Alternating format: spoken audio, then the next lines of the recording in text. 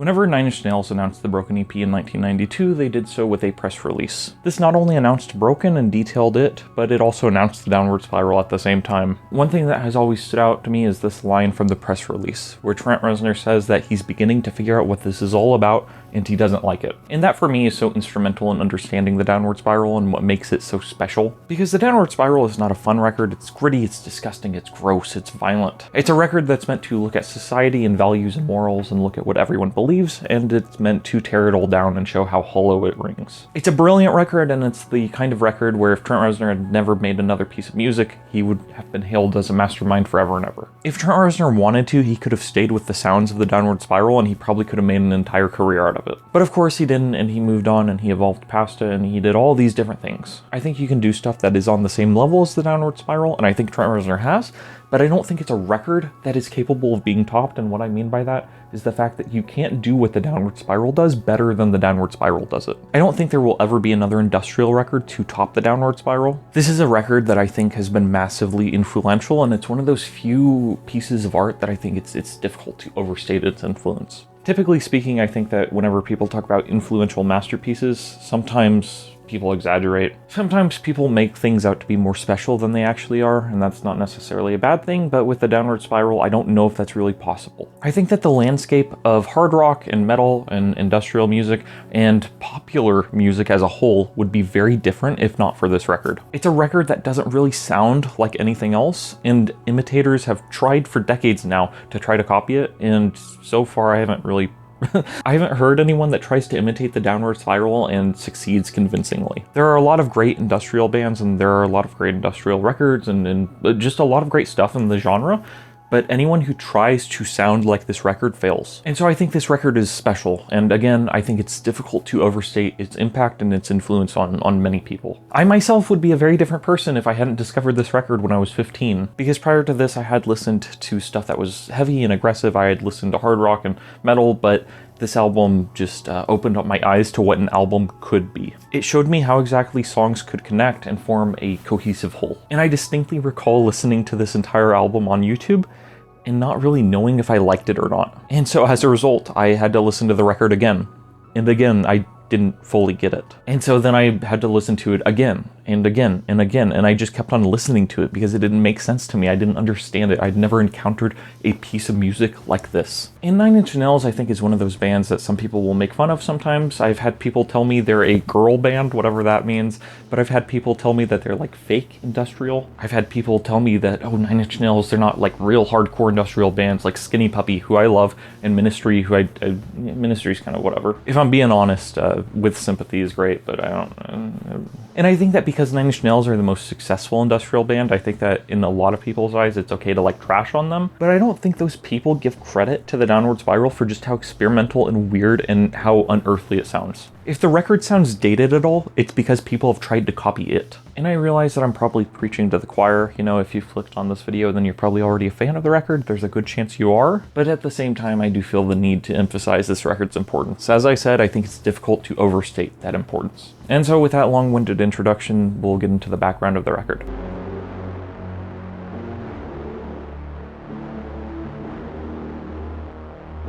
So it's been almost a year since my last Nine Inch Nails video, which is kind of crazy because I wasn't expecting to take so long getting to this one. But for a very quick recap, in 1989, Pretty Hate Machine dropped. In 1992, the Broken EP dropped. Pretty Hate Machine is an industrial record, obviously, but it has a lot of pop and new wave influences. Prince was an influence on the record, Soft Cell was. But then the Broken EP was a lot heavier. It was more of a hard rock / metal album. The Broken EP was largely influenced due to the touring band for Pretty Hate Machine. Basically, the shows on that tour were very in your face. They were aggressive. The band members would fight. There was a lot of screaming, there was a lot of breaking of instruments, and all of these things would carry over to Nine Inch Nails going forward. But arguably, the music of Pretty Hate Machine doesn't really reflect that live nature of the band, because the live band didn't exist at that point in time whenever Pretty Hate Machine was recorded. And so Broken was an album that was a lot more aggressive and heavier and angrier as a result of that live band experience. And if you recall, before putting out Broken, there was a power struggle between Trent Reznor and his label, TVT, and so Interscope had to buy him out of his record contract. Trent Reznor had a couple of requests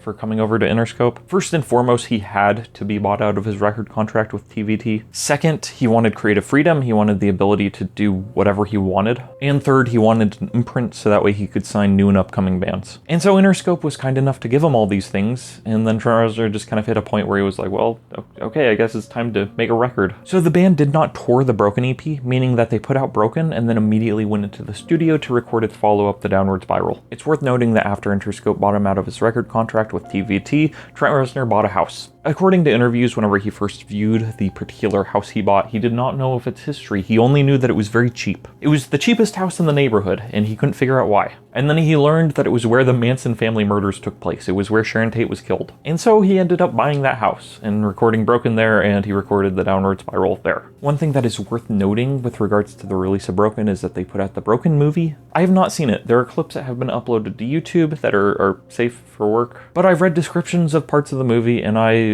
don't want to see it. It sounds gross. I think it was something that Trent Reznor made with one of the dudes from Coil. Coil is another one of those industrial bands that's really great, but at the same time, unless you're super into industrial, you probably haven't heard of them. But the reason I bring up this movie, which is by all accounts disgusting, is because I want to highlight a feature of the evolution of 9 Inch Nails, which is that 9 Inch Nails was becoming very boundary pushing, very disgusting, very gross. And I'm highlighting this because, again, it's kind of a big jump to go from Pretty Hate Machine, which is essentially a more aggressive new wave record. It's a big jump to go from something like that to making X-rated horror films, which I guess is how I'm describing the Broken movie, which again I haven't seen and I don't want to. So you have Broken and the videos that came out alongside it. You have the Sharon Tate house. You also have the band's reputation as a live act that was growing. And so all in all, these factors all come together to create a very dank and disgusting picture of 9 Inch Nails, the band. And all in all, I think it goes back to that line that I mentioned at the very beginning of the video.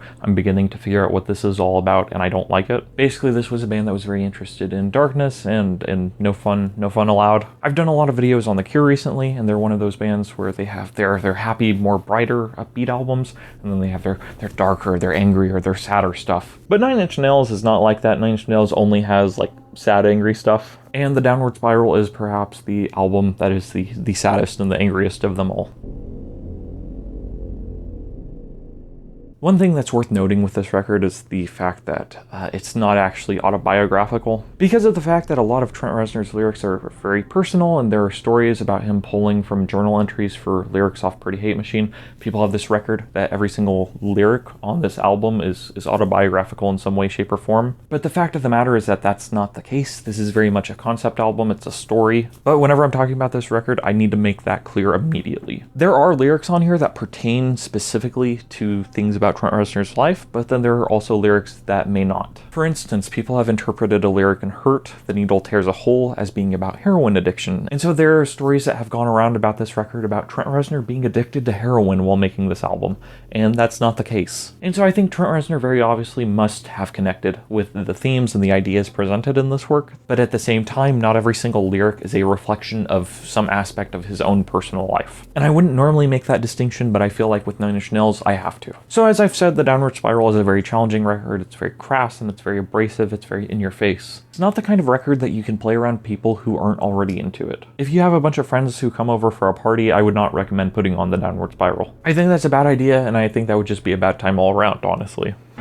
We're here to have a bad time. This isn't a feel-good record. It's a masterpiece, but it's not exactly upbeat. So I really love the album art for this record because it's very gross and disgusting. Russell Mills was the name of the artist who made all the artwork for this record and for Hesitation Marks, which is further down the line. But he's a mixed media artist, and he used a lot of different things. He used like trash and bug parts and dirt and mud and blood, I think. He used teeth, I think, and he used all of these like body parts and organic materials to create all the artwork for this record. And looking at it, I think the Downward Spiral has one of the most iconic covers of all time, and it's something that perfectly fits the album. You know, it's just kind of gross looking. You're not completely sure what you're looking at, you just know it's gross. Same is true of the back, where there are like butterfly wings, it looks like. But I want to address the content of this album real quick. This album is really gross, and it's purposely gross, and there are a lot of lyrics on here that are violent and maddening and very, as I have said, moral challenging and boundary pushing. And so while I think there are a lot of people, myself included, who try to intellectualize this record,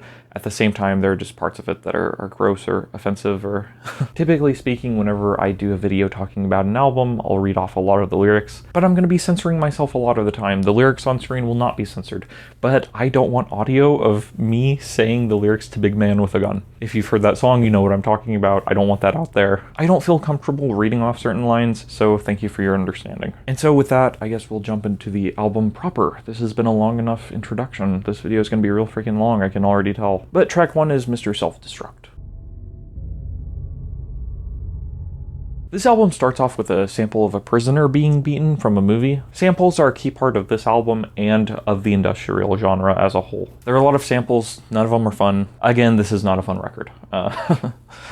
It's brilliant, I love it. So as I've said, this album is about challenging morals and values of society. It is a concept album specifically. The idea is that there is a storyline associated with the music and lyrics of this album that basically showcase one man's descent. It showcases one man's fall, one man's downward spiral. In other words, things keep on getting worse and worse and worse, and this is what that album's about. But at the same time, the entire concept album idea of this album is something that I struggle with because there is a story here, but at the same time, it's not clearly outlined. You see, with a concept album like The Wall, for instance, which is one of Trent Reznor's major inspirations and influences on this record, with The Wall, there are very clearly characters, and they made a movie based off the album, and you can make out the story, and you can say, oh, you know, this is about his father dying in the war, and this is about school. But then with the downward spiral, it's not so clear, and I think that's kind of something that a lot of concept albums struggle with. For instance, another one of my favorite records is The Black Parade. I think that album's brilliant, and I think it's a great listen from start to finish, and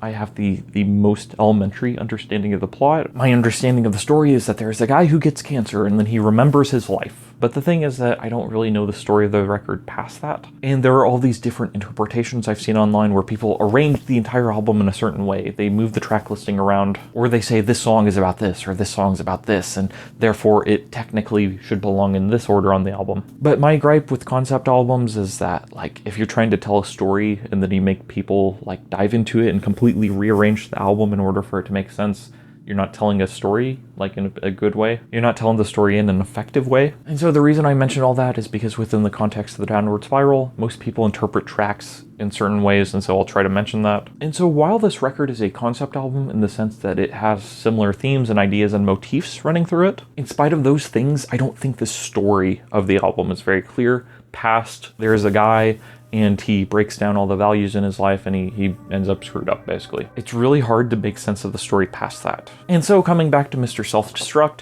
that's what people typically view this song as, is basically an announcement of themes of the record. The very first lyric is, I am the voice inside your head and I control you. And so that's as good of an intro to the record as any, because of the fact that there are all these different voices that exist inside of our heads. As the song says, I am the lover in your bed, I am the sex that you provide, I am the hate you try to hide, I speak religion's message clear, I am denial, guilt, and fear, I am the prayers of the naive, I am the lie that you believe, I take you where you want to go, I give you all you need to know, I drag you down, I use you up, Mr. Self-Destruct. I am the needle in your vein, I am the high you can't sustain, I'm the pusher, I'm a whore, I'm the need in you for more, I am the bullet in the gun, I am the truth from which you run, I am the silencing machine, I am the end of all your dreams. And so this song has these very loud and aggressive guitars that are just super in your face. And so I just read off all the lyrics, but keep in mind that, like, Trent Reznor's screaming them, but there are these themes running through the verses, basically. So in the first verse, you have the idea, I am the lover in your bed, I am the sex that you provide, I am the hate you try to hide. So it's mentioning lust and hatred and anger. Basically, these are emotions and ideas that exist inside the head of the protagonist, is usually how people interpret these lyrics. Verse 2 is about religion and beliefs that impact you or harm you. Again, I am the lie that you believe. I am denial, guilt, and fear. And then the third verse seems to be about drugs before being about violence and suicide at the end. I am the needle in your vein. Obviously, that's drugs. And then you have I am the bullet in the gun. And so that seems to be foreshadowing the end of the album, which obviously we'll get to if you just keep on watching. But the chorus of the song says, I take you where you want to go. I give you all you need to know. I drag you down. I use you up, Mr. Self-Destruct. And so basically the idea is that there are all these different forces, there are all these different influences inside of you controlling you. If you're a student of psychology at all, then you know this to be true. Basically, there are just all these different thoughts that live in your head. There are all these fears that we have. Some are biological, some are animalistic, but at the same time, some are of a higher order. I suppose that it goes back to Maslow's hierarchy of needs in some ways. I think that all of us at some point or another struggle with what I am calling basic fears. All of us have been scared at one point or another of not being able to survive in some way, shape, or form. But then there are higher level fears that we struggle with. I think a lot of the time going to the top of the pyramid, it can be really hard to reach self-actualization because of the fact that you're scared of being ostracized. You are scared of being seen as an outcast. You are scared of not fitting in with society or of going against the current. And so again, this is a very negative album. This is a very dark album. It's a very depressing and sick album in a lot of ways. And so as a result, it is interested in those fears. It's interested in those worries and those anxieties that we all feel. Mr. Self-Destruct, it's also worth noting, is a soft cell song, which I believe is where Trent Reznor got the title. Also, I myself, for the first several years of listening to this song, I misheard the lyric. He says, Mr. Self-Destruct. I always heard I've lost my self-respect. Again, whenever he says that lyric, he's screaming and his voice is heavily distorted, and so that's just what I heard. But honestly, I think the misheard lyric fits in pretty well with things. Track 2 on the album is Piggy, which is a much slower song than Mr. Self-Destruct. This song feels quite laid back and it almost feels jazzy. It has a lot of industrial sound effects and it has a very steady bass line throughout the song. Generally, whenever people talk about how this song fits into the album, they say that it's written from the point of view of a lover or a friend of the protagonist. In essence, it's a letter to the protagonist saying, hey, you've messed me up. But I'm not gonna lie, I don't really know where people are getting that from. And as I mentioned earlier, this is a concept album, but at the same time, it doesn't have clearly defined characters, and so as a result, it is difficult to piece together at times. And again, I do sincerely question the view that a lot of people hold that this album is meant to be a story with distinct, well-defined characters. To me, it seems to be a concept album in the sense that it's about a collection of themes, but regardless, Piggy is a great song. As I mentioned, this is an album about breaking down meaning and challenging it. It's very Nietzschean in that way. It's an album criticizing society, and in this song specifically, it's talking about betrayal. That's what it strikes me as, at least. It strikes me as being about being cut off from your friends or from other people. Hey pig, yeah you, hey pig, piggy, pig, pig, pig. All my fears came true. And that line's important within the context of Mr. Self-Destruct, because again, that song is about all these different fears. That song touches on being used and being drugged and being lied to and misled. And so this song is essentially saying, all of my fears came true, all of it that I was scared of, all of it ended up coming to pass. Which is crazy because of the fact that I remember reading this recently. I don't know how true this is, but I read something that said that 85% of all fears and anxieties and worries never come to pass. And honestly, I'm inclined to believe it. And so this song is very much saying the opposite, that it all came true. Black and blue and broken bones, you left me here, I'm all alone. My little piggy needed something new. It strikes me as a song that's about being left behind, about feeling betrayed. And in a lot of ways, it strikes me as a song about feeling not good enough. It always sucks to be dumped or to realize that people don't like you. It always sucks to feel cut off from other people. And I know that there's this kind of idea in society that you shouldn't care about what other people think and you shouldn't care about how they view you. But at the same time, I don't think you can really live in a society with other people and do that 100%. Because the thing is that if you truly don't care about what other people think about you, then you'll probably act in ways that are brash or harmful to others. And so it's just something that's not doable. No matter how hard we try, other people's opinions and the way they treat us affects how we view ourselves. And then the chorus introduces one of the major themes of the record, Nothing Can Stop Me Now. Nothing can stop me now, I don't care anymore. Nothing can stop me now, I just don't care. And Nothing Can Stop Me Now is a line that's repeated throughout the album. And really, if I had to choose a phrase to sum up the album, it would be that. Nothing can stop me now. And I think its meaning changes in a lot of ways as you pass through the album, because whenever you first hear it, it sounds almost triumphant. The idea that nothing can stop me now should be a winning phrase almost, right? It should be saying that like nothing can stop me doing what I want to do and achieving my dreams and my goals. But again, this record's called The Downward Spiral, and so I think that as we will see, I think that as you progress through the album, it takes on a darker meaning. Basically, nothing can stop me now from reaching the bottom of the spiral, so to speak. Nothing can stop my descent, in other words. Nothing's turning out the way I planned, which that's a line I really love because of the fact that I can relate to it so thoroughly. I've said this before, I've said this many times before, but you don't know how the future will go, and neither do I. None of us can predict the future accurately. And so as a result, oftentimes we'll plan out our lives and we'll plan out futures with other people, but then things don't come to pass. There are roadblocks that that cannot be foreseen. And so even this right now, if you told me 5 years ago I would be standing in front of a camera filming a video about the downward spiral, I probably wouldn't have believed you. But regardless, here we are. Nothing can stop me now, I don't care anymore. Nothing can stop me now, I just don't care. Nothing can stop me now, you don't need me anymore. It's worth noting that this is not the first time that the word pig has appeared in Nine Inch Nails songs. The Broken EP in a lot of ways foreshadows what the downward spiral is. There are two major ideas on that album that show up on this album, particularly the idea of pigs and of becoming a machine. One way you can view this album and each individual track on it is that each track discusses some aspect of society and how it's bad, essentially. And whenever I put it like that, that sounds like a 14-year-old's idea of deep almost. You know, it feels like Joker, we live in a society, bottom text. And so as a result, this record can come off as very edgy, and I do think it is. But at the same time, I think it has a depth that a lot of other works that say society equals bad, I think that this album is a lot deeper than those works, and we'll touch on that by the end. The reason I think it's deeper basically is because it comes to what I consider to be a really interesting conclusion after breaking down and deconstructing everything. Piggy also features these chaotic, insane drums at the end, and what that is that's a sample of Trent Reznor screwing around in the studio. The story goes that it was him testing mics out, but he liked it too much to not include it on the record. And so this song is about feeling abandoned and feeling cut off from other people. Next up is track 3, Heresy.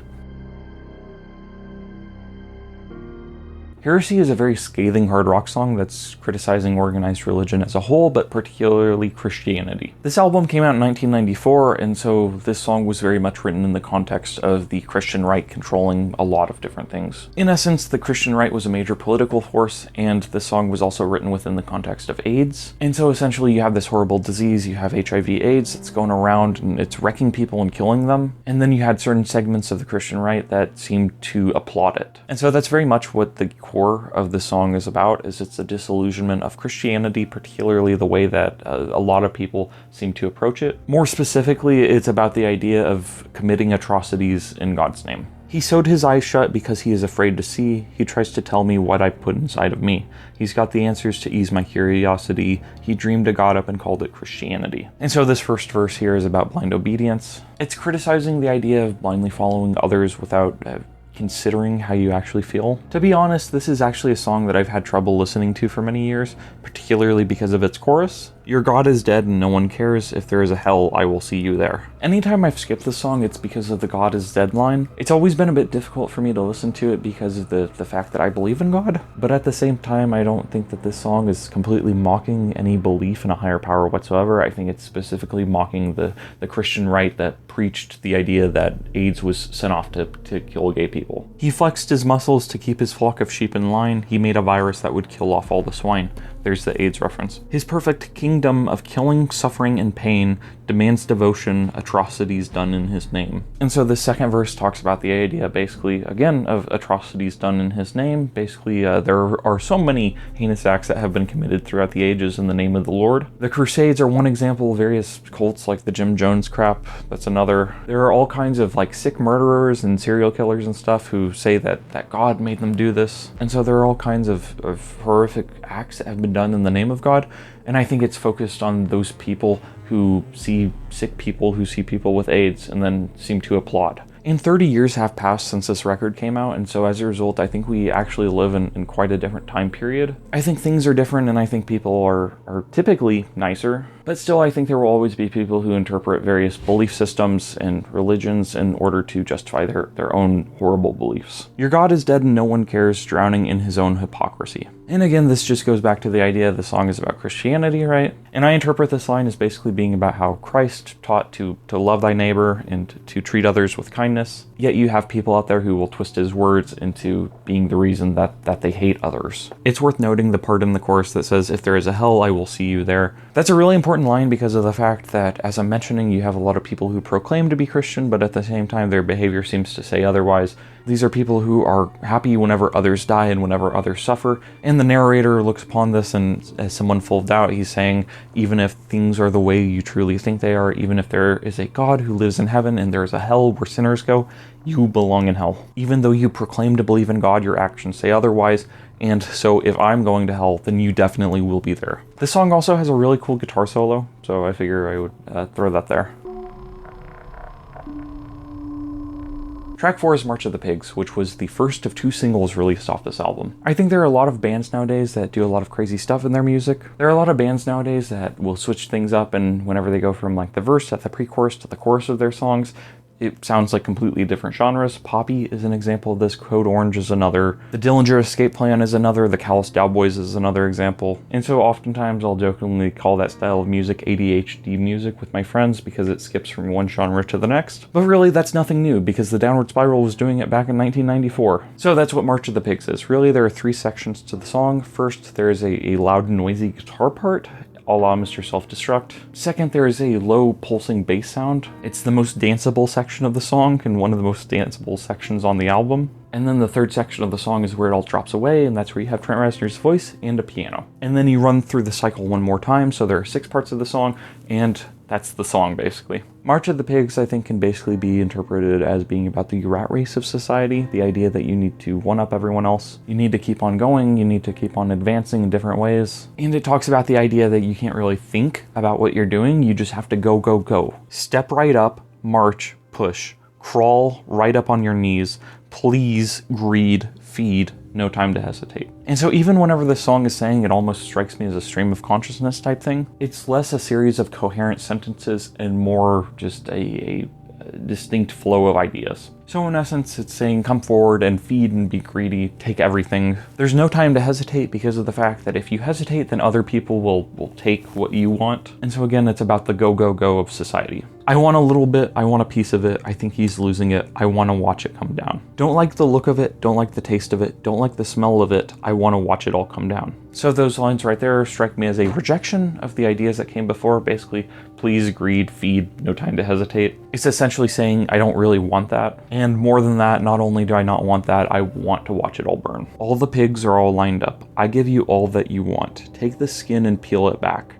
Now doesn't that make you feel better? Take the skin and peel it back is a line that appears in future Nine Inch Nails songs. It appears on Sunspots off of With Teeth. And Peel It Back is also the name of the upcoming tour. All the Pigs Are All Lined Up is a song I interpret about, again, being about the rat race and how people are eager to take part in it. I give you all that you want, take the skin and peel it back. Now doesn't that make you feel better? I interpret those lyrics as basically being about the idea that in order to succeed in the supposed rat race, you basically have to give up parts of yourself. You can have all the things, you can have all the material things that you want, but in order to get them, you have to lose the skin, you have to lose the outer casing of what you are. Or you can view it another way, which is basically just the idea that if you peel back the skin, then you're seeing what's truly inside. And so as a result, if you're peeling back the skin, metaphorically speaking, then I think what that means is that you are becoming who you truly are on the inside. You're not hiding anymore who you are. And so here's where the second cycle of the song starts, basically. Shove it up inside, surprise, lies, stains like blood on your teeth,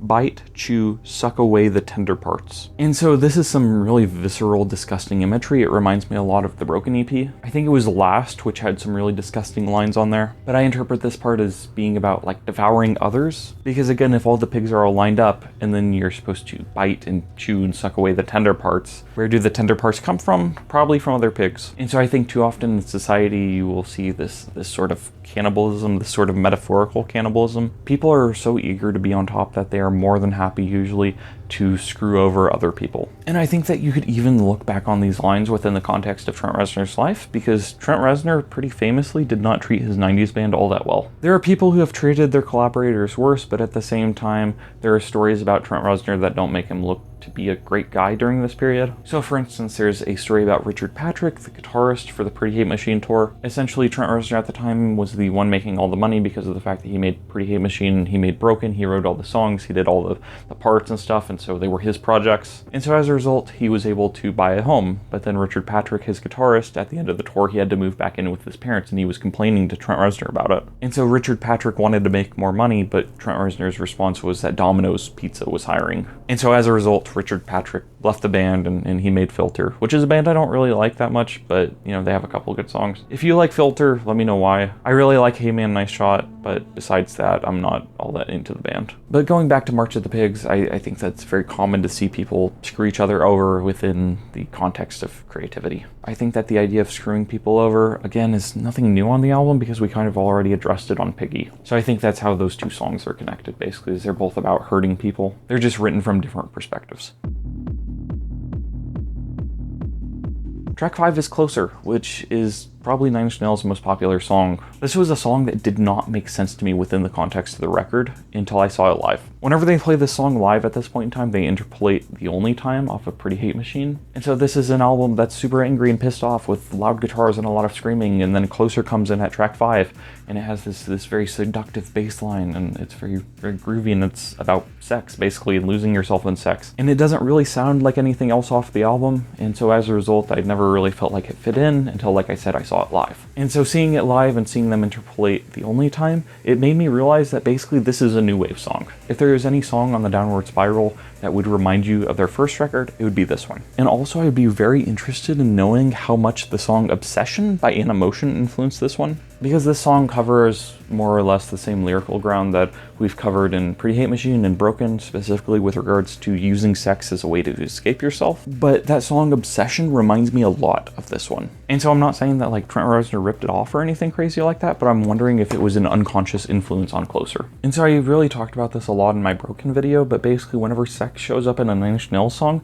it's never like some kind of happy, blissful thing. Sex is pretty much always used as a way to get away from yourself. It's like, I hate myself, and so let's use sex as a way to distract me from the fact I hate myself. And it's the exact same thing with this song. It's just that this song is way more explicit than anything else Nine Inch Nails has ever done, with the exception of one or two other songs on this record. You Let Me Violate You, You Let Me Desecrate You. Desecrate You, that reminds me a lot of Sanctified off Pretty Hate Machine. You Let Me Penetrate You, You Let Me Complicate You. Something that's noteworthy right here is it's you let me desecrate you, you let me violate you. It's not about love, but it's about corrupting something or someone. This song also samples Nightclubbing by Iggy Pop, and Iggy Pop was the one who inducted Nine Inch Nails into the Rock and Roll Hall of Fame, which I think is actually super fitting. Help me, I broke apart my insides. Help me, I've got no soul to sell. Help me, the only thing that works for me. Help me get away from myself. And so right there, it's pretty blatant what the song is talking about. It's about feeling broken and feeling worthless and feeling like you have nothing to offer the world. And so as a result, it's almost this pleading sort of thing. It's almost like, please let me sleep with you because that makes me feel like I have some kind of value as a person. And so as I mentioned, the beginning lines say, you let me violate you, you let me complicate you. And so I think that could be another reason why essentially the narrator has no self-respect.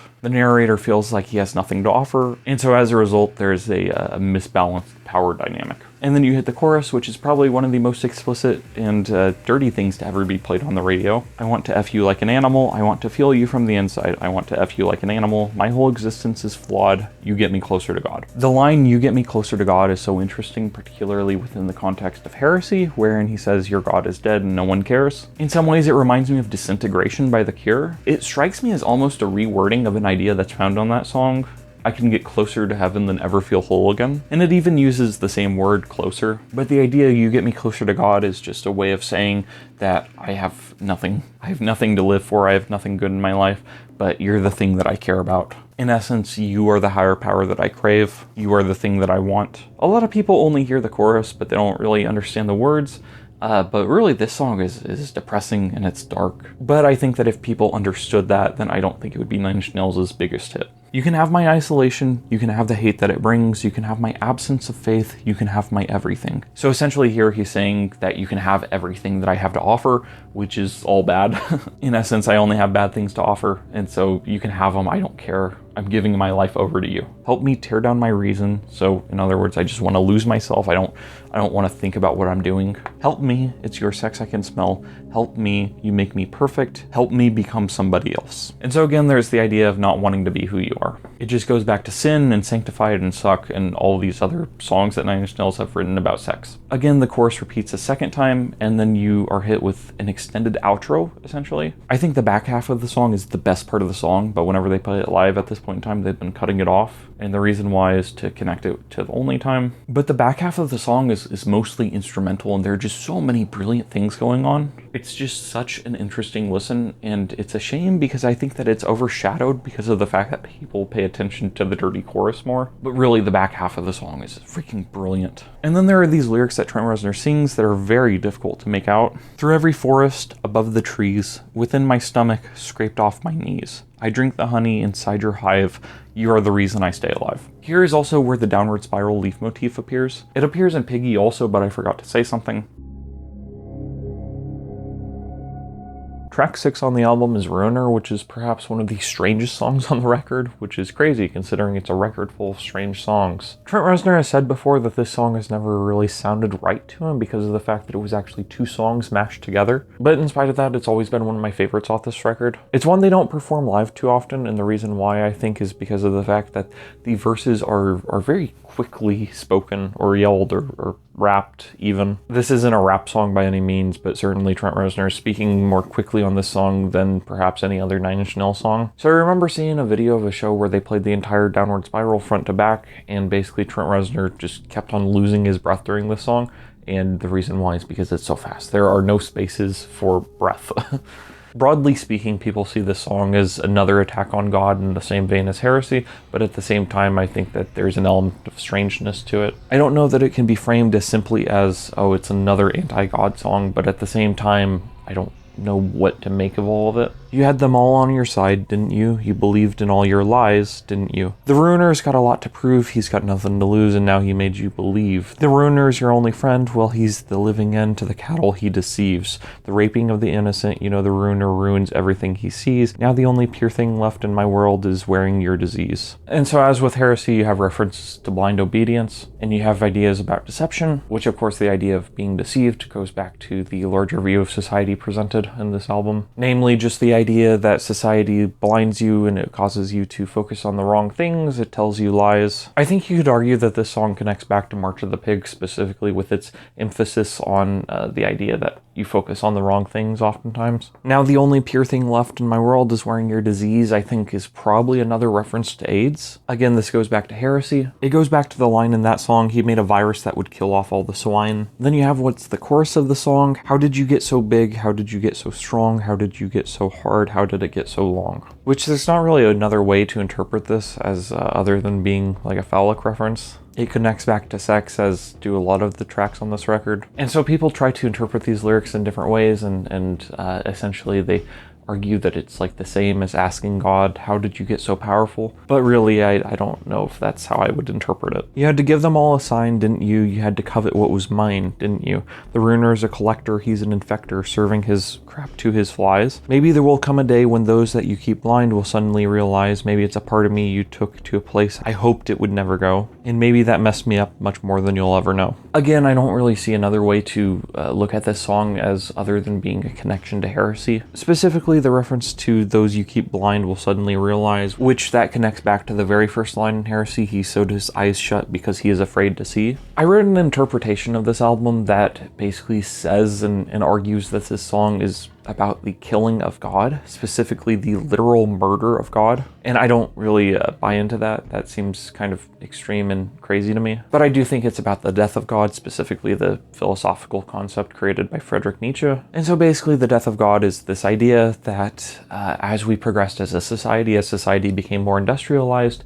people lost their focus on religion and on the good and on the beautiful. And he feared that without any kind of meaning, without any kind of higher power that people believed in or aspired to, they would lose all meaning in their lives, they would lose all hope. And so Friedrich Nietzsche, who was very much an atheist and a self-proclaimed antichrist, his argument was not that you should believe in God and all of a sudden become religious if you're not, but rather you should create your own meaning in your life. And so the entire death of God concept is really interesting, and whether or not you believe in God or are religious, I think that you can still look at this idea as a whole, and I think that you can very much apply it to Western society now. Again, I've talked about this before on the channel, but you can look at so many instances in modern life where people are failing to find meaning or failing to find a reason worth living. You know, and really, given that this is a topic talked about on the album, this was very much the case back in 1994. And I've said this before, but I think I could do an entire video essay discussing the way that God is painted in Nine Inch Nails songs. Throughout the different records, there are differences in the way that Trent Reznor talks about God. If you want a very, very, very simple view, basically in the earlier stuff, it's very anti-God, it's yelling at God, it's the idea that God doesn't exist, and then whenever he does exist, you have tracks like Terrible Lie or Ruiner, which is kind of an angrier, pissed off version of Terrible Lie, which is already angry and pissed off. Basically the idea of confronting God and saying why are things the way they are. But then as you progress, there's certainly a difference. By the time you hit hesitation marks, it has a completely different tone to things. And then Ahead of Ourselves kind of falls back into where we are with this record, the doubting of the existence of God. What you gave to me, my perfect ring of scars, you know I can see what you really are. That's always been such an interesting line to me, my perfect ring of scars. I've seen people argue that this is a reference to like psychological scars and trauma, which I think you could really link well to the rest of the lyrics on this song that we've talked about. But I think that it also alludes to this theme that we will touch on in the very next song, the idea of losing your humanity and becoming a machine, which is a theme that goes all the way back to the very first Nine Inch Nails album, Pretty Hate Machine, and it's discussed further on Broken. At this point in the song, there's like this crazy break and there's this insane guitar solo that sounds very 70s-esque. It definitely feels a lot like a Pink Floyd or Steely Dan type thing. And as I mentioned earlier, The Wall was a very big influence on Trent Reznor. And I think this guitar solo is part of what makes this song so strange. It just seems to come out of nowhere and it doesn't really fit, and that's exactly why it fits. After the guitar solo, basically it goes back into this very heavy, aggressive ending of the song. Trent Reznor begins whispering these lines, but by the end of the song, he's screaming them. He says, "You didn't hurt me, nothing can hurt me. You didn't hurt me, nothing can stop me now." And so there we have the "Nothing Can Stop Me Now" lyric, which first showed up in Piggy. And typically speaking, people see Ruiner whenever they're discussing the story of the album. They see it as the turning point in which the protagonist of the album is infected with a sort of mania or madness. And so as a result, the "Nothing Can Stop Me Now" that's found at the end of Ruiner feels very different than the "Nothing Can Stop Me Now" that's found at the end of Piggy. Whereas Piggy felt definitely very dejected and depressed, Ruiner's "Nothing Can Stop Me Now" feels more angry and pissed off and like you're going to take action, but it may not necessarily be a good action. And ironically, the song ends with Trent Reznor in the middle of saying "Nothing can stop me now." He gets cut off mid-sentence. So it sounds like nothing can stop.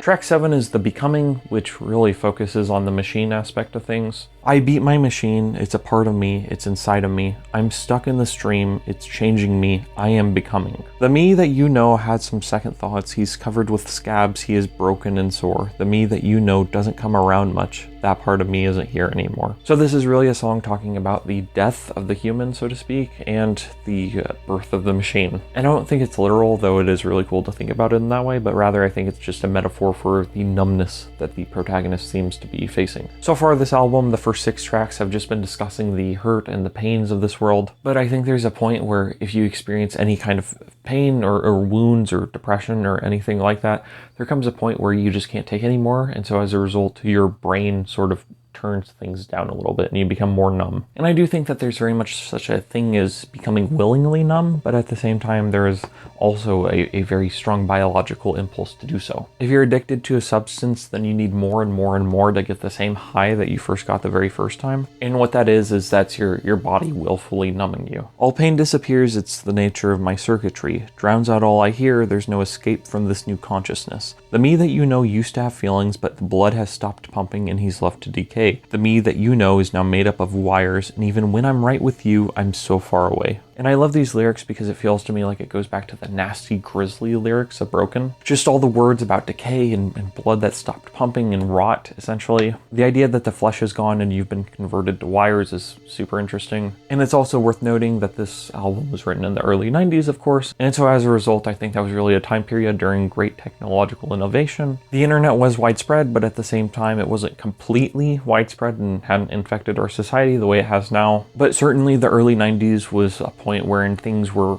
turning. New technologies were being spread and invented, and so I think that's why the imagery of the machine is so interesting. I can try to get away, but I've strapped myself in. I can try to scratch away the sounds in my ears. I can see it killing away all my bad parts. I don't want to listen, but it's all too clear. And people typically interpret these lines basically as being the human part of the protagonist wanting to take control, so to speak. I think that even if you strive to numb yourself, I think that there will be a part of you that still feels. And so I think that's basically the idea here. Hiding backwards inside of me, I feel so unafraid. Annie, hold a little tighter, I might just slip away. The reference to Annie is really important because I think it was like an old girlfriend that Trent Reznor had. There's an interview with Trent Reznor where basically he says Annie, he said her name because that was a real source of pain for him at the moment. It was a real emotional well that he was able to tap into and draw up for this song. And so this is certainly a moment where the story of the downward spiral and then the person writing it seem to blend together. And I think that's an interesting way to look at things within the context of the song. The song is about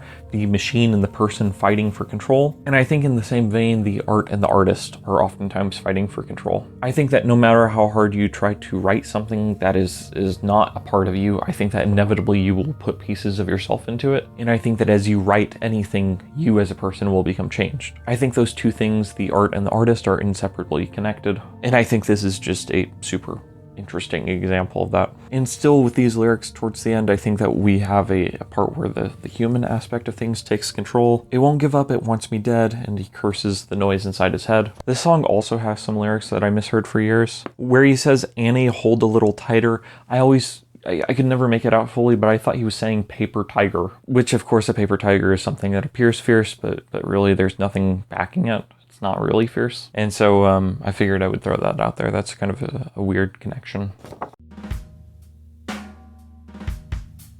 Track 8 is I Do Not Want This. I'm losing ground, you know how this world can beat you down. I'm made of clay, I fear I'm the only one who thinks this way. This is another song about feeling disconnected from society. I'm always falling down the same hill, bamboo puncturing the skin, and nothing comes bleeding out of me just like a waterfall I'm drowning in. 2 feet below the surface, I can still make out your wavy face, and if I could just reach you, maybe I could leave this place. Those lyrics I just read are actually spoken very quickly, and they're kind of distorted and hard to make out. But the lyrics about being 2 feet below the surface and I can still make out your wavy face, I see that as a reference to what we were just discussing with The Becoming, wherein basically the protagonist is losing the human parts of himself, but he knows it basically, and there's still a part of him that wants to be human and wants to feel and wants to connect to people. And here he repeats, "I do not want this" a couple times, followed by "Don't you tell me how I feel," which is another line he repeats over and over. Don't you tell me how I feel, you don't know just how I feel. And that's something I've experienced before, and I'm sure that other people have, basically, where you're experiencing certain emotions and people try to convince you that you're not experiencing that. Like if you say you're suicidal, then oftentimes people will say, "Oh, you don't really mean that." And so they may be well-meaning, but at the same time, it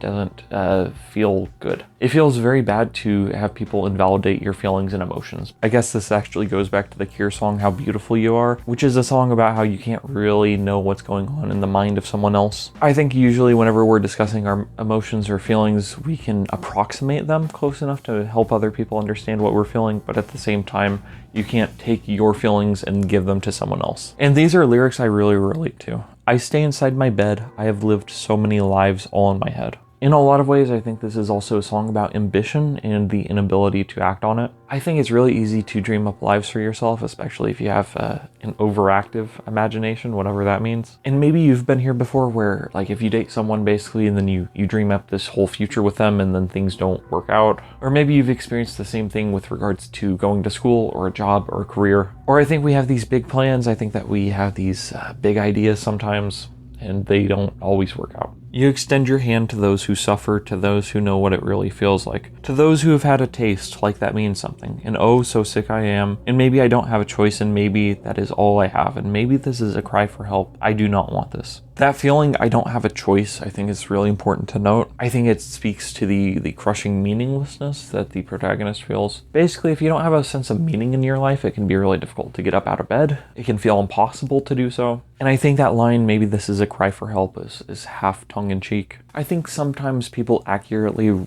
recognize that things are cry for help and they seek to help the person. But then other times it feels like calling something a cry for help can come off as very mocking. And again, I think that just goes back to the idea that people don't really know how you feel. People have their own experiences, and so even if they've experienced something similar, they don't know the extent of your joy or your pain. This song ends with a repetition of the lyrics, I want to know everything, I want to be everywhere, I want to F everyone in the world, I want to do something that matters. Basically, it speaks to what I was saying about the line, I've lived so many lives all in my head. It's this boundless sort of ambition. It's the desire to do everything. Especially if you feel beaten and downtrodden and like you haven't accomplished anything, I think it can be really easy to feel these great ambitions, basically. If you feel like you haven't done anything with your life, I think it can be really easy to feel like you need to do many great things in order to make up for all the lost time. It's certainly something I've struggled with. I love these lyrics because it speaks to that feeling, that overwhelming feeling that I need to accomplish something great and I need to do it now. This is what unbridled ambition looks like, I think. Track 9 is Big Man with a Gun. which most people would consider to be the worst track on the album.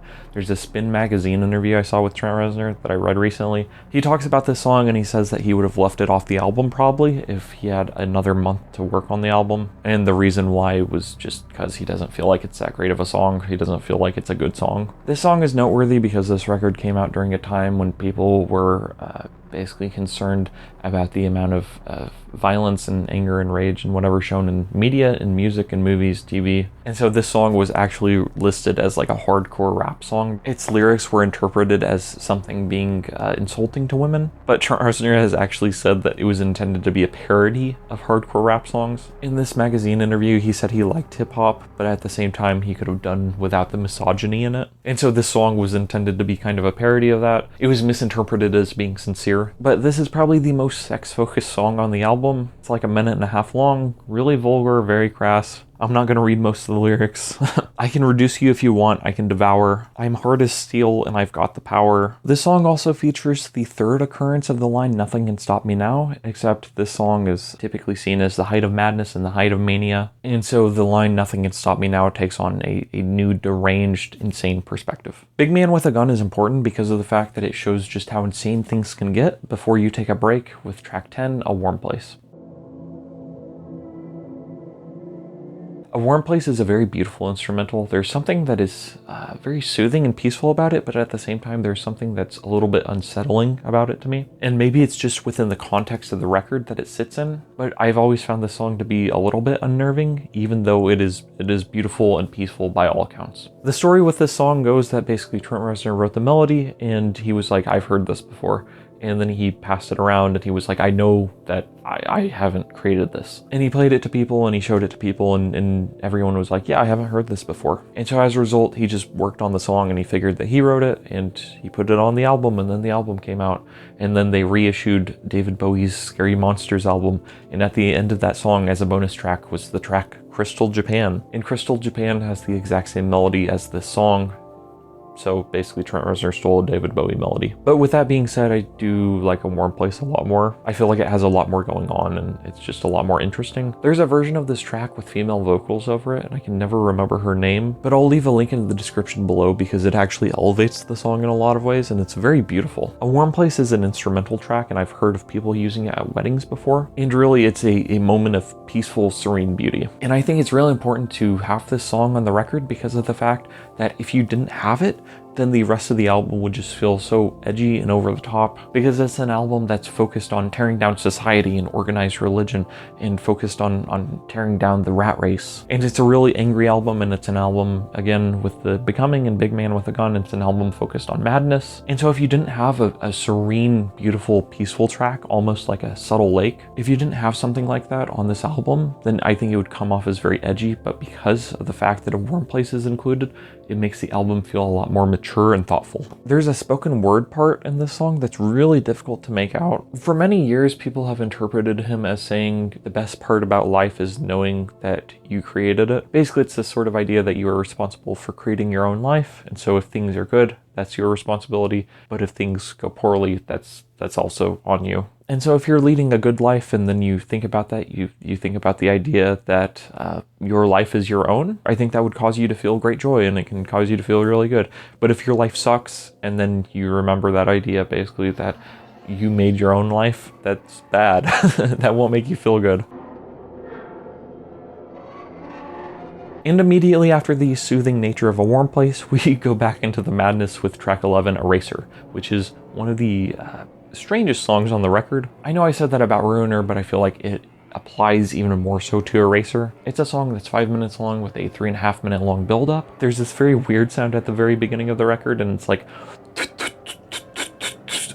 Basically what that is I think I read it's Trent Reznor blowing through a saxophone or a clarinet, but without a reed. But it creates this really weird sound, and then these loud drums kick in. And one thing that's noteworthy is that a lot of the drums on this record are actually samples. Apparently no one had realized this before, but he said that if you sampled drums with a stereo microphone and then you played them on a keyboard basically as a sound effect, in stereo, then it would sound like an actual drum. And so he said that the drums on this song and on March of the Pigs are actually all samples. Eraser is really kind of about needing another person. In some ways it feels like it goes back to Closer, like it's a more twisted version of that song. And it starts off as being kind of beautiful. Need you, dream you, find you. Those lyrics are kind of nice, right? And then it quickly fades into something that's more lustful and more sexual focused, and then it becomes violent. Taste you, F you, use you, scar you, break you, and then the narrator turns it back on himself. Lose me, hate me, smash me, erase me, and then the song by this point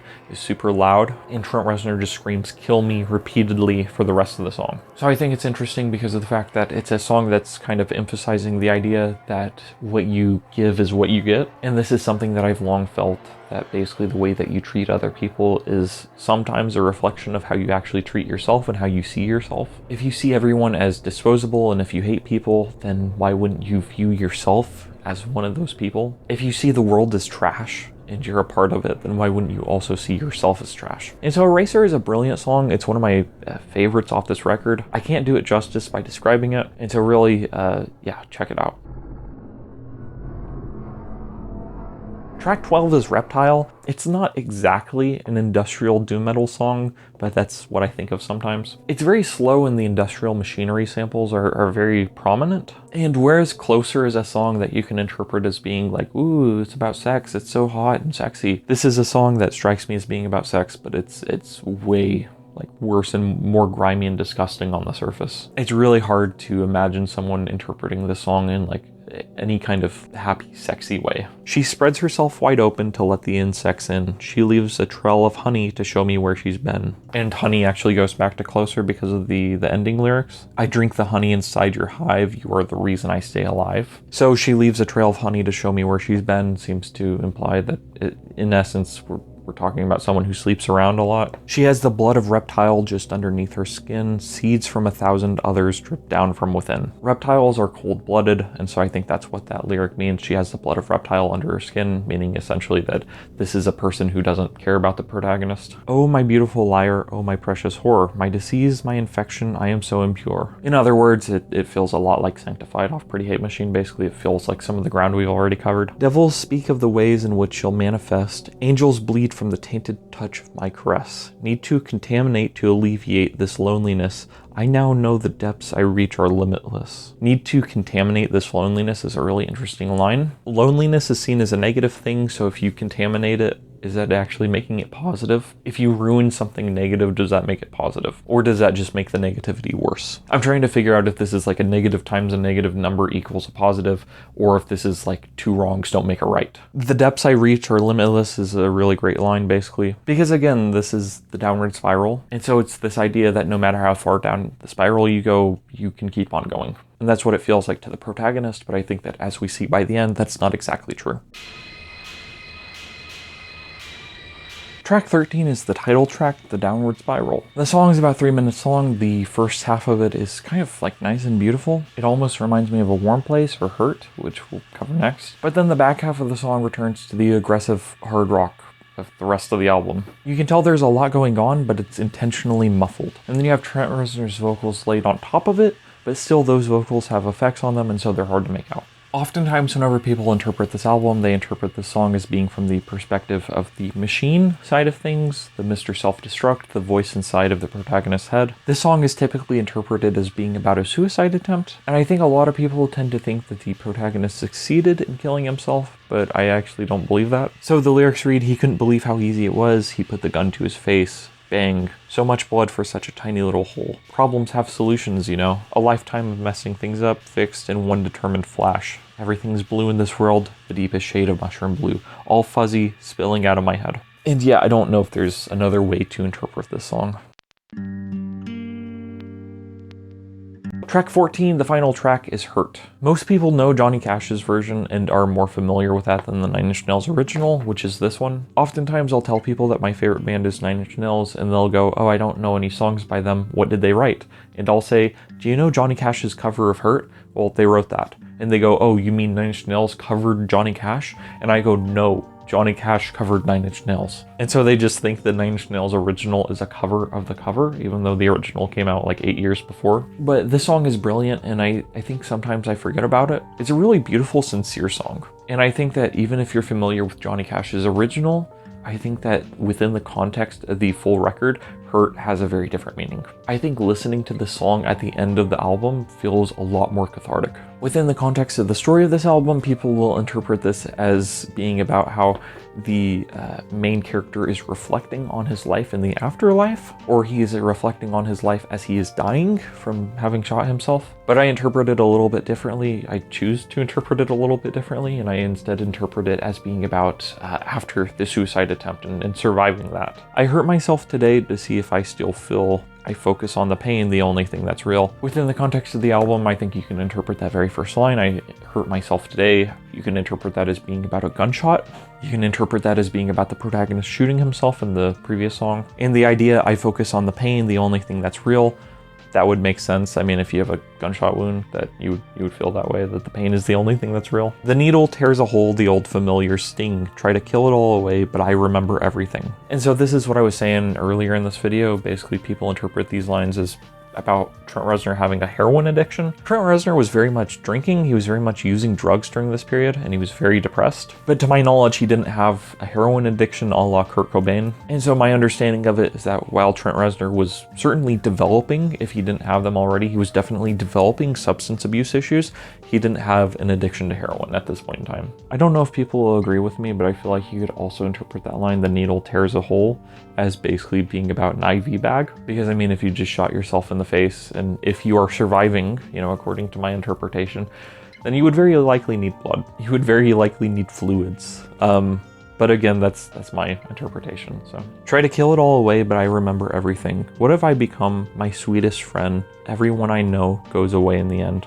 You could have it all, my empire of dirt. I will let you down, I will make you hurt. And I feel like I don't even have to spend too much time interpreting this song because of the fact that this song is so popular, and so as a result, I think everyone will have their own interpretation. What these lyrics mean to you mean something different to me, likely. But I interpret the lines, you could have it all, my empire of dirt, as basically the protagonist recognizing what his life has become. In essence, his life is worthless. If he's hurting people, if he's hurting himself, if he's, you know, at this point basically where he's just shot himself, it's this sort of like pleading thing. It kind of reminds me of the idea that the first step in a 12-step program, any 12-step program, is admitting that you have a problem. And so that's kind of where we are here. In order to fix a problem, you must first acknowledge that it exists. And so if you have a crappy life and you don't like your life, you have to first acknowledge that. You have to first acknowledge that all you have is an empire of dirt. I wear my crown on my liar's chair, full of broken thoughts I cannot repair. Beneath the stains of time, the feelings disappear. You are someone else, I am still right here. And again, here it just feels like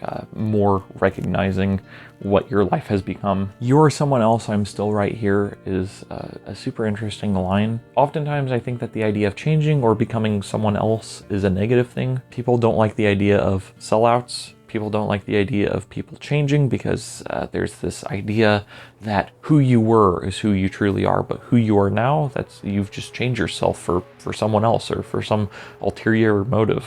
And so people don't like the idea of someone else becoming another person. Usually that has some kind of negative effect or connotation to it. But I think within this context, I think it's this idea that someone else has grown, someone else has changed, and you are still stuck doing the exact same garbage that you've always done. And I think the idea that we change is good because I think it's true. I think that people should grow. I think that people should evolve into someone who they can be happy with. And I think that's the only way to be happy, basically, is to allow yourself to evolve. You should allow yourself the opportunity to do new things and to make new things and to experience new things. Just because you were a certain person at 20 doesn't mean that you have to be that person your entire life. Just because you used to like and do certain things, that doesn't mean that you have to keep on doing them forever. And I really love these final lyrics. If I could start again a million miles away, I would keep myself, I would find a way. And at this point in the original recording, basically you have this super loud clanging sound and you can barely make out those final lyrics. And after that, there's about a minute, give or take, of ambiance. And so as I said, Hurt is a song that means a lot of different things to a lot of different people. My interpretation of it does not invalidate yours and vice versa. Lots of people love and prefer the Johnny Cash version, but for my part, I think I'll probably always prefer the Nine Inch Nails version just because of how it sits within the rest of the record. In all, I do think it's probably a perfect ending to a phenomenal record. So in spite of the fact that I spent all this time discussing all the different songs on this record and all of its themes and all of the ideas that went into the album, I still think it's possible to come away from the record with the wrong idea of what it's trying to say. Really, this is a piece of art, and as is the case with any piece of art, I think it's possible to come away from it with multiple different interpretations. And more than that, I think it's possible to look at the same evidence, to look at the same music and lyrics, and to draw different conclusions. But throughout this video, I've talked about this album as being complex, and music is not my background. There are a lot of really unique instrumental characteristics about this album, like the fact that March of the Pigs is written in 29/8, or a huge amount of the drums on this album are actually samples. And so in that sense, as someone who doesn't know a whole ton about music, I think it's a super interesting listen. And so that is what I'm referring to whenever I say that the album is complex, but I'm also talking about the culmination of its themes. I think it's really easy to look at a lot of the songs on this album and to basically feel like they are encouraging certain lifestyles or behaviors. As I mentioned, Closer is a song that a lot of people don't get. A lot of people just look at it surface level and go, ooh, it's a cool sex song. Not to sound like Patrick Bateman, but a lot of people just hear a catchy song and they don't really pay attention to the words of it. Too many people don't catch on to the self-loathing and hatred found in the lyrics. People don't catch on to the nihilism of it all. People don't catch on to the desperation found in the line, "You get me closer to God." And seeing as how this is an album about deconstructing meaning, I think a lot of people can look at all the tracks on it and they can come away with some similar feeling. I think that people can look at the anti-God or anti-religious tracks, Ruiner, Heresy, and they can come away with the idea that you should hate God and you should hate all organized religion. People might look at those songs and think that all spirituality in general is useless and false. I think that you can look at some of the tracks that talk about isolation and feeling disconnected from others. Piggy, Closer talks about this. I Do Not Want This. And I think you can view those tracks in the wrong way. You can view them as romanticizing loneliness. I think you can even look at Piggy or Hurt and feel like it's romanticizing being a jerk to people you care about. But the thing that makes the album complex is how it ends. This is not an album about someone who abuses their loved ones and commits violent acts and falls into meaningless casual sex. This is not an album about a person who commits heinous acts and then finds peace and joy at the end. The album ends with a suicide attempt. And so I think that in the same way that depression can too often be romanticized by those people who don't actually struggle with it, I think that the way that some people can romanticize or justify their own hatred or their own loneliness, I think that in the same way that you can justify a lot of negative behaviors, you can look at this album in the wrong way and you can go, oh, this is how I should be. And I don't think that's completely wrong. I don't think that's a 100% wrong view of the album because of the fact that there are certain things that the album rallies against that are morally unjust or incorrect. So for instance, on Heresy, whenever it talks about people who point to AIDS and who say, you know, this is God's will, essentially, this is a plague that God gave to gay people, I think that whenever you hear that song, you should be like, yeah, screw those people. And I think that's a good takeaway. Diving further into that song, I don't think blind obedience is a good thing. If you look at March of the Pigs, I don't think that falling in line to the rat race is a good thing. I don't think that just doing something because everyone else is doing it is a good thing. But at the same time, I don't think that the album is meant to provide a blueprint for how you live your life. And I think this is something that Trent Reznor understood when he made it. And honestly, I don't think most people are going to follow it. I don't think most people are going to try to live out the downward spiral or use it as a plan for their life or anything. But rather, what I'm trying to highlight is the fact that art is complicated. As I said, every piece of art has many different interpretations, I think, that are valid. And yes, I do think there is such a thing as an invalid interpretation of a piece of art. People like to say that you can interpret any kind of art in any kind of way, but that's simply not true. You have to have some kind of evidence or something you can point to back up your beliefs. But I think that what makes this album, as I keep on saying, so complex is the fact that it's not really preaching a single attitude the same way that some songs are. There are protest songs and there are anti-war songs. There are a lot of songs written to make people feel better or to help them or to sympathize with their situations in life, but I don't really know if that's what this album is. It kind of reminds me of the problem that a lot of satire has. People will look at a movie like American Psycho and think immediately that they're supposed to empathize with Patrick Bateman and that they are supposed to identify with him, but that's not really what you're supposed to be doing. He's not the hero, and so I think that while you may connect with him in some ways, I think that he has struggles just as we all do. I think that in that same vein, the protagonist of the Downward Spiral is not necessarily meant to be someone who we 100% connect with. As I keep on saying, there are many different ways to interpret this album. Depending on your view of things, you know, Big Man with a Gun may be about killing someone else, it may be about a rape. I've heard that before. But I think it's really important to highlight this idea, to highlight the fact that you maybe aren't supposed to 100% connect with the protagonist of the album, just because of the fact that with music, I think you typically do. I think that typically speaking, you love music because it speaks to you and because it means something, and I'll touch more on that in a second. But I don't know if that's 100% meant to be the case with this album. I do think that there are a lot of things that you are supposed to connect with on this album. I think that, you know, as with any kind of story or any kind of piece of media, I think inevitably if you pay attention to it, then you will see pieces of yourself in different characters, or you will see different ideas and think about how they speak to you in some way, shape, or form. And so while I don't think that this album is meant to serve as a blueprint or whatever, I do think that this is very much a scenario where it's a piece of art that is meant to disturb the comfortable and comfort the disturbed. It's certainly an album that was questioned a lot and received a lot of criticism whenever it came out, specifically because of its violence and its use of language and its vulgarity. But at the same time, I do think that over the years, it has certainly comforted the disturbed. It certainly comforted me. As I said, I found this album whenever I was 15. I discovered it and listened to it on repeat. And it was last year that I actually listened to this album all the way through for the first time in a few years, honestly. And I had forgotten just how challenging it was. And so anytime I listen to it now, I'm like, holy crap, I was listening to this like on loop whenever I was 15. That's crazy. And this was the first Nine Inch Nails album I listened to all the way through. And immediately following this, I listened to nothing but Nine Inch Nails over a 10-month period. Like, dead serious, I only listened to Nine Inch Nails for nearly a year of my life, with one exception. There was a Megadeth record that came out that same year, but it sucked. So I listened to it for a little bit. I listened to it for like a week. And then after that, I just went back to Nine Inch Nails. And I went through all the studio albums, and I went through How to Destroy Angels, and I listened to a crap ton of remixes. And really, that's why people love this album. As I've said before, Nine Inch Nails is a band that in order to love, in order to fully like love and adore them, I think that you have to emotionally resonate on some level with their lyrics. And so even though this album is dark and it's aggressive and it's maddening, it's an album about madness in a lot of ways, I think that it's not in spite of those things, but because of those things, that it has the power to comfort the disturbed. Again, this is an album that's meant to be moral challenging and value upsetting. As a result, I'm certain that in some way, shape, or form, this album has challenged people's views on God and religion, on sex, on politics, on society. I'm sure it's challenged their views on depression and anger and madness and anxiety. And it presents you with different views on these things, but just because it has this view doesn't mean you have to. Because as I keep on saying, I think that this is a nihilistic album, and so I don't think that you're supposed to agree with every single part of the lifestyle of the main character, I guess. I think everyone to different degrees can relate to certain things discussed on the record, but at the same time, I think that if you relate to every single lyric, then you're probably in pretty bad shape yourself. Really what I mean is that it's not the ideal position to be in. But really I think that is the core of what makes this album so complex from a lyrical standpoint. Just because the album tells a story about a protagonist who espouses certain views and who commits certain actions, that doesn't mean that you're necessarily supposed to agree with all those actions or views.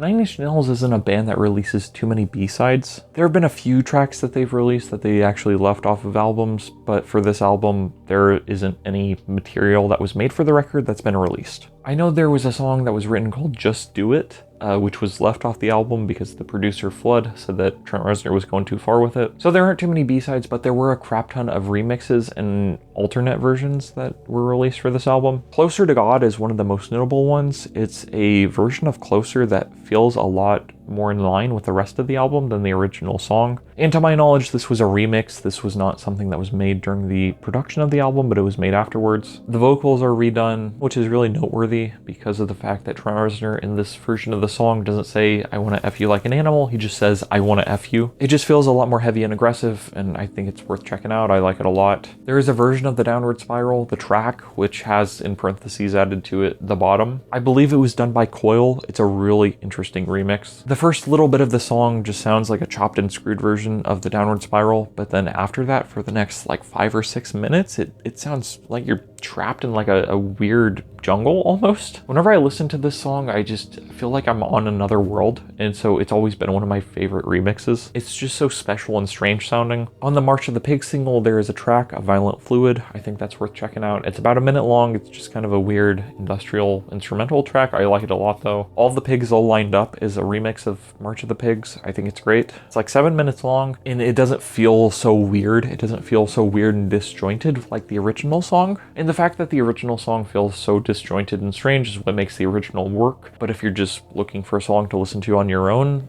All the Pigs All Lined Up I think is really good. There was a remix album that came out the next year in 1995 called Further Down the Spiral. The issue though is that it was released in different regions with different track listings. And so what that means is that it feels like there were actually like 3 remix albums all just sharing the same name. One of my favorite tracks on there is Ruiner Version, which I think was done by Charlie Closer. It just feels very dancey, and it feels like a lot of remixes from the 90s, you know, where it feels like a club mix essentially, and I love it. I think it's awesome. There's a track called The Beauty of Being Numb that I think is brilliant. I love it. It was on a Nine Inch Nails remix album, but it's not even like a remix. I think the first half of it is a remix of a track, and then the back half is just it was just a song that Aphex Twin had that he just stuck to the end. There's another track called At the Heart of It All. That one's awesome. There's a version of Piggy called Piggy, Nothing Can Stop Me Now. That was remixed by Rick Rubin, and it's one of the better remixes for sure. It's freaking great. Basically, it's more of a hard rock song. It's one of the few, along with Closer to God, that the band has actually performed live before. There was a version of Closer, I think it was the Closer Precursor mix that was used in the movie Seven.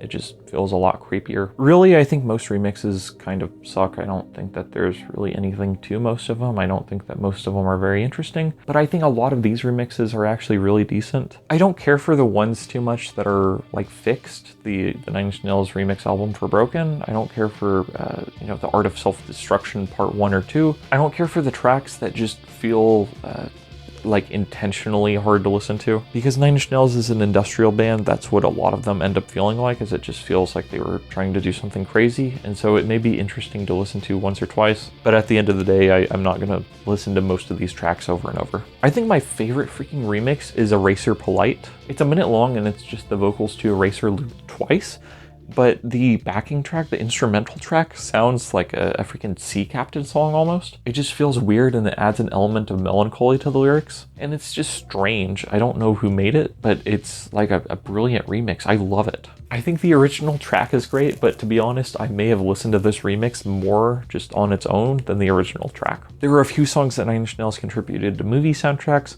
so they contributed a cover of Dead Souls by Joy Division to the Crow movie soundtrack. That soundtrack's really interesting. You have a lot of hard rock and industrial bands. I forgot to mention it in my video on Wish by The Cure, but Burn by The Cure is really awesome on that record. This Dead Souls cover is pretty straightforward. Trent Reznor is a big Joy Division fan, and I think it's a pretty faithful cover to the original. I think I've probably listened to it more because the recording is a lot more pristine, and it feels less messy than the original cover, which normally I consider to be a bad thing actually, but in this instance I actually really like this cover. The band contributed Burn to the Natural Born Killers soundtrack. Instrumentally and lyrically, it's very much in line with the Downward Spiral. He sings about being the angel of your destruction. And the song I think is really good. It's just that the guitars that hit in the chorus have never hit hard enough for me. It's not one of my favorite tracks, just because of that fact, because I don't like the guitars in it, but still, all in all, I think it's a solid track worth checking out. And then in 1997, which we're entering fragile territory, basically the band put out The Perfect Drug. The music video is noteworthy for this because of how Trent Reznor looks. He looks like this. The Perfect Drug is one of the bigger Nine Inch Nails songs. It's something similar with Burn, where it's never been my favorite track.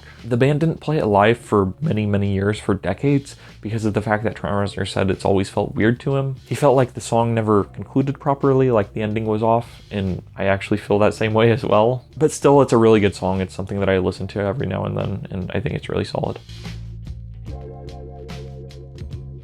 So what happened after this album came out?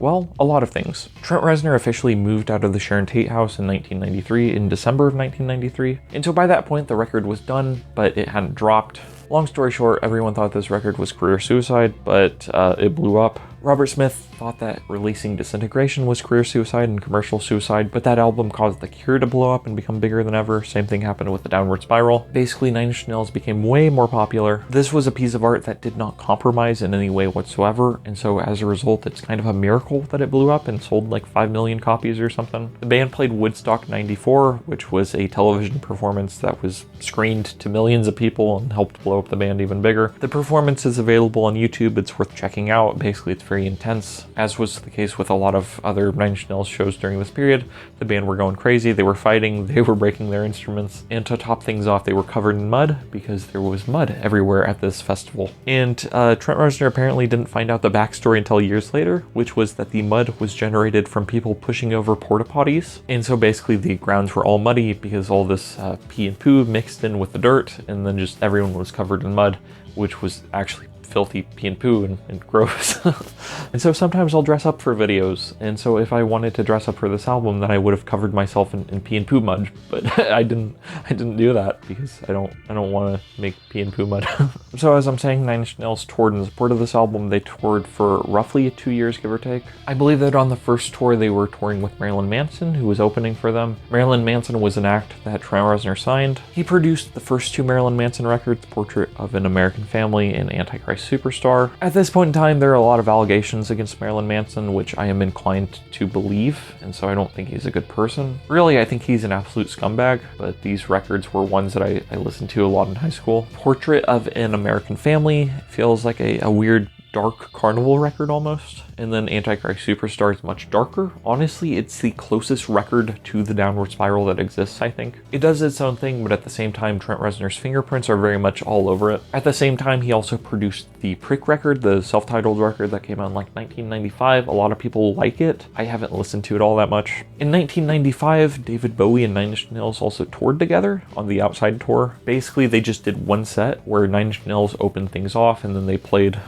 I think like 12 or 13 songs, and then at that point David Bowie would come out and he would join them for the next like 4 or 5, which would be a collection of David Bowie and Nine Inch Nails songs, and then from there Nine Inch Nails would leave the stage and it would be David Bowie's show. It's one of those tours that I would have loved, and I think a lot of people would have loved it, but at the same time there were a lot of people at the time who did not like it. Lots of David Bowie fans didn't vibe with Nine Inch Nails and vice versa, despite the fact that David Bowie was arguably the biggest influence on Nine Inch Nails. But there are some very interesting versions of songs off this record that appeared on that tour. The version of Hurt that Nine Inch Nails did with David Bowie on this tour is worth checking out because it sounds completely different. I don't like it as much as the original, but it's still a really interesting listen. In 1996, Nine Inch Nails also did the soundtrack to Quake. That soundtrack is just a really great listen on its own. I did a video on Quake almost 2 years ago at this point. I think it's a good video. I like it, but I talk about Nine Inch Nails in it. You know, I really love the fact that Nine Inch Nails did the soundtrack and all of the sounds for this game, because every time I hear this in the game, I just imagine Trent Reznor doing this in the studio.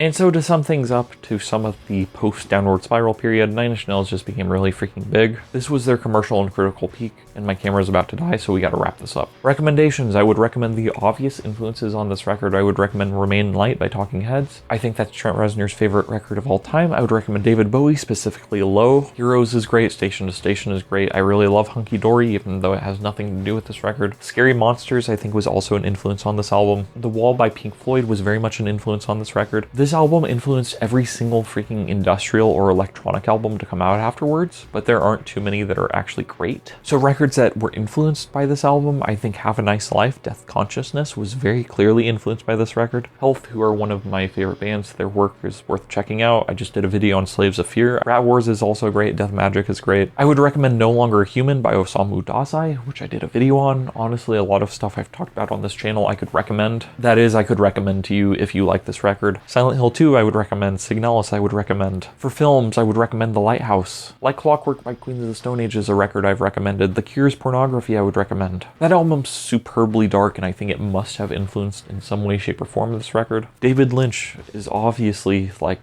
a go-to for this record if you like it. Clive Barker was thanked in the liner notes of Pretty Hate Machine, and so I think that he was probably an influence on this record, specifically the more gory, disgusting details, because his stuff is very gory and disgusting. I really like The Damnation Game and Books of Blood. solid. Hellraiser is pretty cool. Really, I think the Nine Inch Nails records closest to this one are Broken, The Fragile, and Not the Actual Events. I would recommend Harlan Eliason's I Have No Mouth and I Must Scream, especially if you like the disturbing machinery symbolism. Harlan Eliason was just a phenomenal writer. He did some great stuff. Kafka, I could probably recommend. Oh, Nietzsche for sure. Zarathustra is a book I would definitely recommend. It's where the entire God is Dead thing comes from, and I think it was certainly a major influence on this record. There's even an interview I read from this period in time where I think it was on his tour bus, and he had a copy of this book in his bookshelf or on his bed or something. But that's what I got. I'm scared my camera's about to die, so thank you for watching. Drop any recommendations down below. This is a record that's brilliant, and it has influenced so many things. If you have anything to add, which I'm sure you do, I'm sure I missed stuff. I know I missed stuff, but feel free to drop in the comments. Thank you for watching. Have a nice night, and goodbye.